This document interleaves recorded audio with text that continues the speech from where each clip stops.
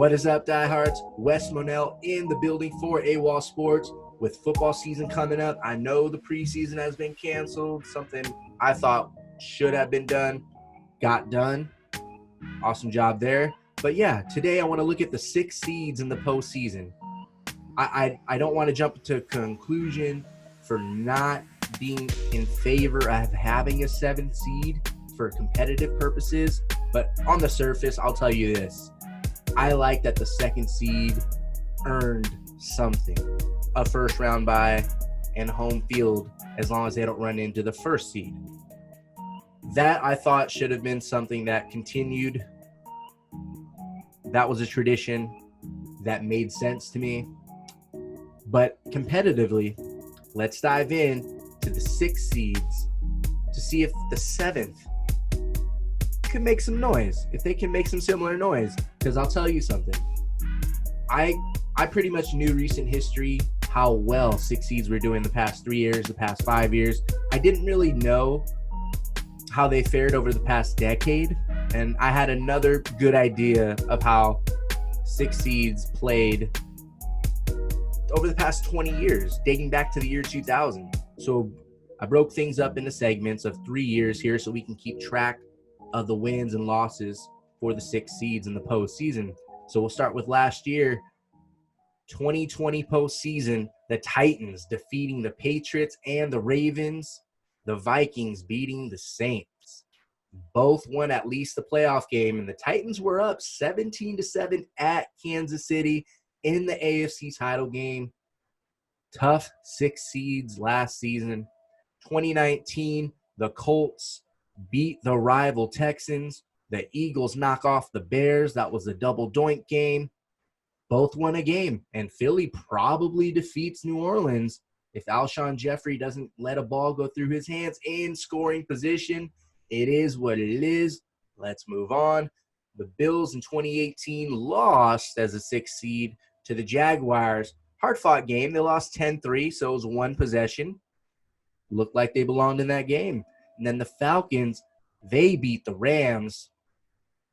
So that brings our total for the past 3 years to a 5-1 record in favor of the 6th seed, having their way with the 3 seeds here. And then we'll scale it back to another 3-year time frame. 2017, the Dolphins lost to the Steelers. The Lions lost to the Seahawks. Both games were blowouts, something you would expect more so when it comes to a 6th seed in the playoffs and not being in the game.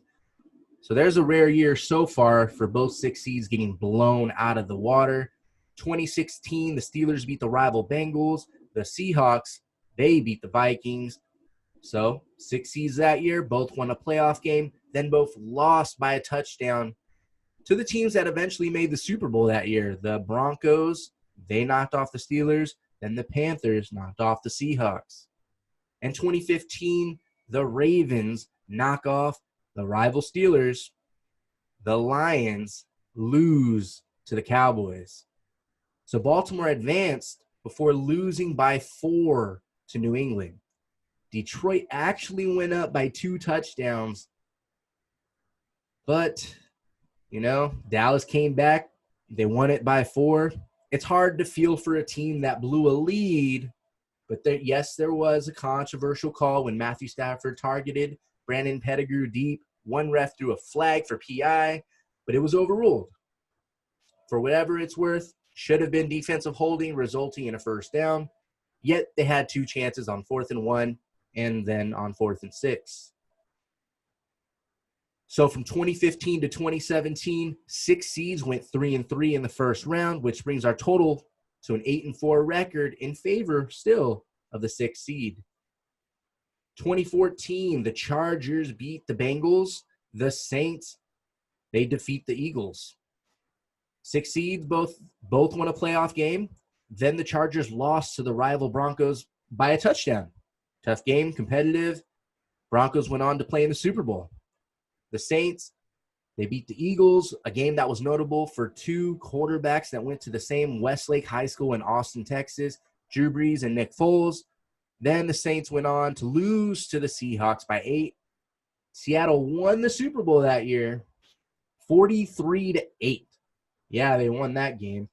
Complete domination led by the LOB and a second-year Russell Wilson. 2013, the Bengals lost by 6 to the Texans. Tough one there. The Vikings lost to the rival Packers on Lambeau Field. So that year, both 6 seeds lost. Houston actually was driving, made it to Cincinnati territory, but could not convert a 4th and 11, end of game. The year before, 2012, the Bengals again, losing again to the Texans. They played back-to-back years, back-to-back L's as a 6th seed.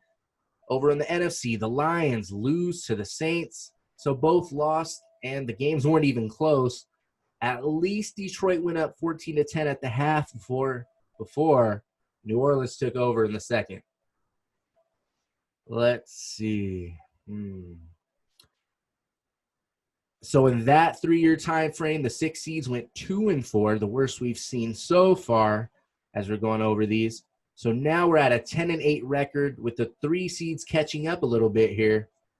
But 10-8 are the 6 seeds dating back 9 years here. And then we'll go to 2011. Let's see. The Jets making it, all right, the Jets beat the Colts. They beat the Patriots.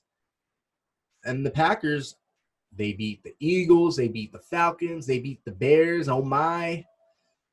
The Jets made the AFC title game after defeating the rival Patriots. And then they lost by 5 to the Steelers. Green Bay reached the NFC Championship game after blowing out Atlanta out of their own dome. Then they clashed with the rival Bears and edged them by a touchdown. They beat Pittsburgh in the Super Bowl, the only Super Bowl in recent memory where both teams had strong wide receiver groups. Pittsburgh had Hines Ward, Mike Wallace, Emmanuel Sanders, Antoine Randall L., and rookie Antonio Brown. Green Bay had Donald Driver, Greg Jennings, James Jones, and Jordy Nelson. Talk about firepower. And let's move on to 2010, where the Ravens beat the Patriots and the Eagles lost to the rival Cowboys. Baltimore won a game, then they were no match for Indy that year. Philly, they got waxed by Dallas, getting outscored 27-7 in the second quarter in Donovan McNabb's final game as an Eagle. 2009, the Ravens beat the Dolphins and the Titans. The Eagles, they beat the Vikings and the Giants. So both 6 seeds won a pair of playoff games to reach the conference championship. Baltimore stole one with a field goal in Tennessee on a drive where the refs missed a delay of game. It was 3rd and 2. Joe Flacco hits Todd Heap 23 yards downfield to get into range. Then the run game came to an end. Their run came to an end. Against the rival Steelers, Troy Polamalu had a pick 6 followed by a Ryan Clark forced fumble. As for Philly, valiant effort coming back from an 18-point deficit. But Arizona, they knocked them off. They answered back the ensuing drive. And for you diehards, Pittsburgh edged out Arizona in the big game that year. James Harrison set a Super Bowl record with a 100-yard pick 6. Santonio Holmes catching the game winner. So for that 3-year stint from 2009 to 2011 postseason, 6 seeds went 5-1 again. 5-1 during those few years, which brings us to 15-9. 3 seeds haven't taken advantage of home field at all. All right, 2008, the Titans lose to the Chargers. The Redskins lose to the Seahawks. Both teams lost. Games weren't even close. Moving on, 2007, the Chiefs lost to the Colts. The Giants lost to the Eagles. So there's a streak going for the 3 seed. Both teams lost in 2007, the Chiefs and the Giants. But at least the Giants were in the game. Philly won it with a field goal as time expired, and it happened to be the final game for Tiki Barber. 2006, the Steelers went on a roll. They beat the Bengals, Colts, Broncos, and Seahawks. On the flip side, the Redskins won a game against the Bucs. But the talk of that year, the Pittsburgh Steelers. They won the Super Bowl after going through the rival Bengals, Peyton Manning and the Colts, the 13-3 Denver Broncos, and the first-seeded Seattle Seahawks. Antoine Randall L. was the first wide receiver to throw a touchdown pass in a game in a Super Bowl, 43 yards to Hines Ward. Super Bowl MVP, Hines Ward to you and me.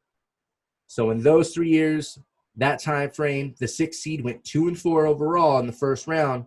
But like we just went over, that was the last bottom seed to win it all in Pittsburgh. We're only keeping track of first-round games, but we're going over all the details, which brings the matchup total to 17-13, 6 seed, still beating the 3 seed. 2005, the Broncos lost to the Colts. The Vikings beat the rival Packers. Denver got smoked at Indy, but Minnesota handled the rival Vikings. Minnesota handled the rival Packers, grabbing 6 interceptions from Brett Favre. Randy Moss scored twice.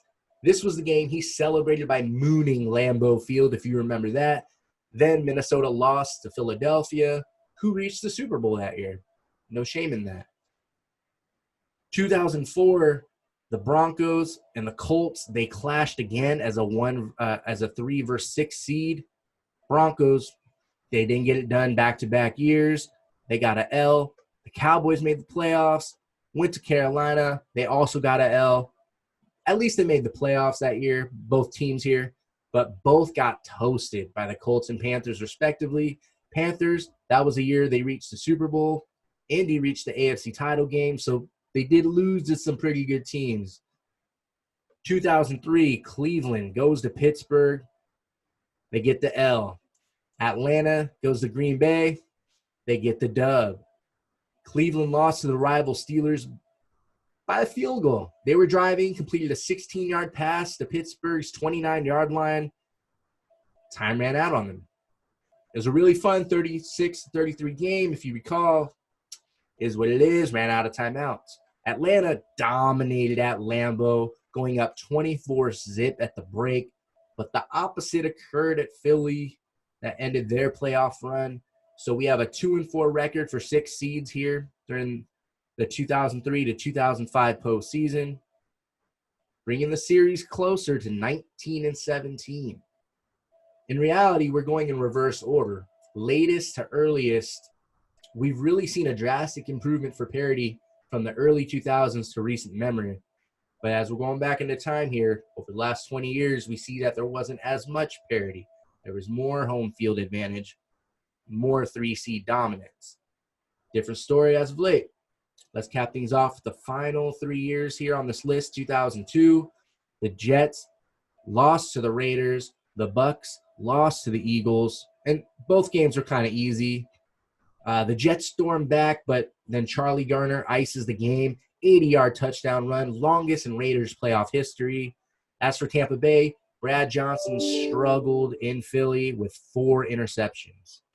2001, Indy goes to Miami, can't get it done. The Rams go to New Orleans, same result, an L there. Both lost. This was Miami's last playoff win in 2001. Thanks to Lamar Smith, who ran for a touchdown in OT. And then the Rams scored a touchdown and a 2-point conversion with 2.5 to play, forced a punt. But Zahir Hakeem, he was fast and he was a good returner. He muffs the punt, and that was a wrap to their postseason hopes.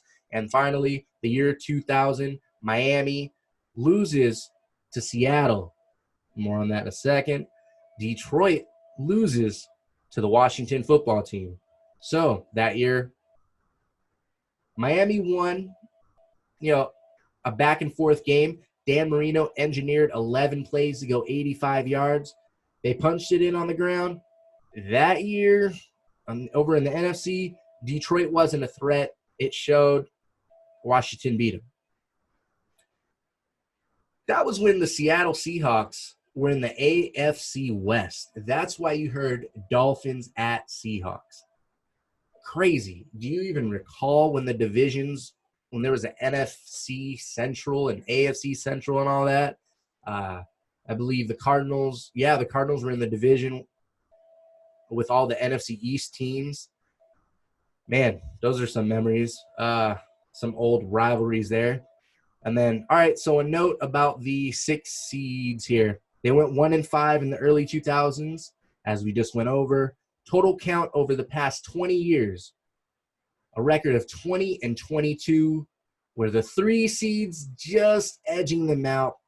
When you look at the past decade, 6 seeds are 12-8, though. The past 5 years, they're 7-3. The past 3 postseasons, they're 5-1. Definitely better as of late, but even with taking all 20 years into account, those 3 versus 6 games, they've been a toss-up, a complete toss-up. And in recent memory, it's been the road team, usually the team that finds a way into the playoffs and carries that bit of momentum, and they get a dub in the first round. So let's look at 2020, 2019, 2018 for a moment as it pertains to the new 7th seed. Who would have made it the past few years? In 2020 last year, it would have been the Steelers and the Rams. Pittsburgh was on their 3rd quarterback and would have played at Kansas City, who just won their first Super Bowl since 1970. The Steelers, their D might have kept them in the game for a while, but I think they would have lost. Rams, they would have played Green Bay, who went to the NFC title game. I don't think they win that game with the 2 seed there, but they would have had a fighter's chance. So, look, I don't think the Steelers had a realistic chance, but you play to win the game. But I do think even though I think the Rams lose to Green Bay, had they made it with a 7 seed, they had a fighter's chance. So that's what we could have possibly seen last year. And then 2019, the 7th seeds would have been the Steelers and the Vikings. Pittsburgh would have played New England. This was Le'Veon Bell's holdout season, but James Conner did well. I'd still go New England because Pittsburgh's D at the time was not what we saw the second half of last season. Also, New England has had Pittsburgh's number. If you're a Steelers fan, you know that. Minnesota, they would have squared off against the Saints, and we know Minnesota has beaten them the last 2 playoff clashes that they've had. And then reeling back 2018, this is as far as we'll go here, the Chargers and the Cowboys. The Chargers would have played Pittsburgh. The Cowboys would have played Minnesota. Both would have had a chance at pulling off a 6 or 7 seeded upset. Yeah, I would have gone against both of them, but they both had legitimate chances that year had there been a 7th seed. So out of those 7 seeds, out of the 7s, I'd say the Rams had a shot at the Packers, Vikings had a shot at the Saints, Chargers had a chance against the Steelers, and same for the Cowboys against the Vikings, which brings those would-be 7 seeds to a 4-2, having a real chance to win from my perspective. What do you think? What do you think about adding a 7th seed? I know that I'm not the biggest fan of that on the surface because of what it does to the 2nd seed and not allowing them to earn a first-round bye after a grueling season and earning the 2nd-best record. That kind of bothers me. There was enough of a difference with the top seed getting home field advantage throughout for me to be in favor of 2 teams having a bye. So if 6 seeds are winning 50% of the time with a hot streak of 5, winning 5 of the last 6, it seems realistic that a 7 seed can be in that conversation. I don't like rewarding a team that hovers around 500, especially when there's probably 1 or 2 that already make it every year with 9 wins. But one thing I won't do is complain about watching and analyzing more football. I love the game. If you're watching this, you love the game, whether you're a fantasy football player or not. The NFL, man, I'm glad it's almost here. I hope when the season begins, there's no interruptions. I think they've had a proper amount of time to approach the situation. You look at the NBA and their bubble, they didn't have one at first. A lot of players got sick, like a lot of the world. It is what it is. Once they got to put their protocols in place and their testing and their bubble, the numbers drastically decrease to where it's not really an issue. So that's good to see. That's what I'm using as an example of what to expect with the NFL. It's good that there's no preseason. Trying to force that, a square peg into a round hole, would have probably resulted in some bigger implications that would have made a lot of us bummed out. I don't think we're going to see interruptions with the football season. Maybe a lack of fans, perhaps. But yeah, look, the 6 seeds are doing their thing, especially lately. I'm willing to give the 7th seed a chance. It gives more fan bases a chance in December after Thanksgiving. Most teams are going to be in the hunt for that 7th seed. When it comes to December, well, we might see some separation, but like every year, there's always controversy, or you're going down to the wire and biting your nails all the way down to week 17, more years than not. So 6 seeds are doing their thing. That's a reason, more than a reason, for all of us to hang our hat and give an opportunity with an open mind for the 7 seeds and not just thinking they're all going to get blown out or washed. That's probably not going to happen. There's more parity now more than ever. So hope you like that, diving into the numbers here, looking at the past 20 postseasons and breaking everything down. I'd love to hear your thoughts. NFL season, fantasy, whatever, you name it, on this topic, the postseason. Bring it on. Wes Monell on Twitter, AWOL Sports on Facebook. Holler at your boy, and I'll see you on the other side.